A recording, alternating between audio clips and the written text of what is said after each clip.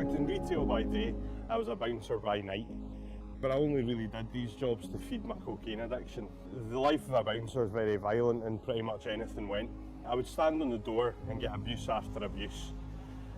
The mentality was to push each other with a lot of banter and try and be faster or funnier or more aggressive than the next guy. My life became a real jump between knocking people out or punching people in the face and waking up on park benches. The violent scene made me take more drink and drugs just to kind of stay normal. And then one night I found myself alone and I took an overdose. And I realised that I didn't want to die, so I cried out in prayer. The next day I woke up and didn't want to touch cocaine ever again.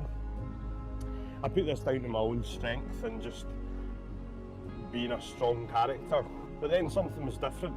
I kept meeting Christians, and in my line of work that was quite strange. And then there was this one woman, Fiona, who worked in the store I worked in, and she was a Christian. She openly shared her faith, and that made me ask her a lot of questions, and I mercilessly tortured her for answers.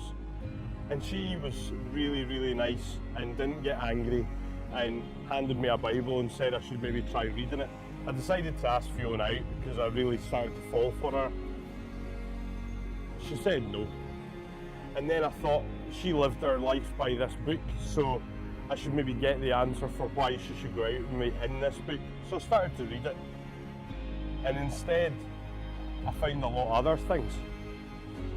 It was at this point that I asked Fiona to take me along to church. When I got to church, I didn't really know what to expect. I'd never been to church before. And there was an alpha starting.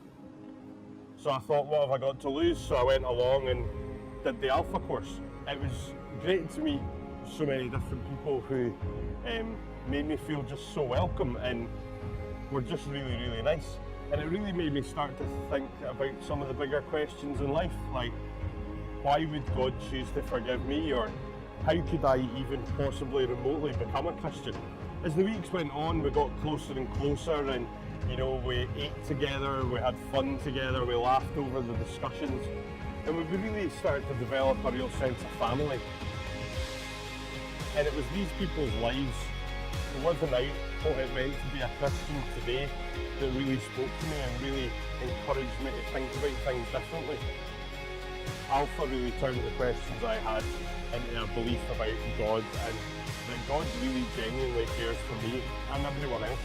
I've changed from a violent, loveless drug addict to a family man who's happily married and just a lover of life. Fiona and I are now married and we've just had a wee baby. I've been running alphas for many different peoples, from gangs to grannies, and I've really seen people's lives change. Every day is an adventure.